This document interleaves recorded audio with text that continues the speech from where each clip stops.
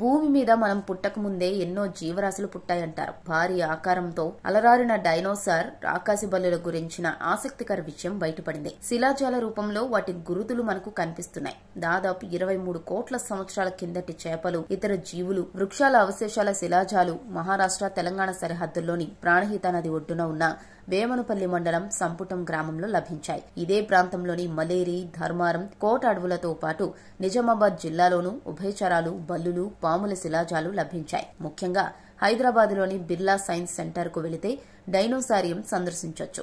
అందులో ఒక రాక్షస బల్లి ఆకృతిని 12 డైనోసార్లకు చెందిన 840 అవశేషాలతో రూపొందించారు. ఇవి 16 కోట్ల సంవత్సరాల నాటివి. ఈ ఆకృతి ఎత్తు 16 అడుగులు.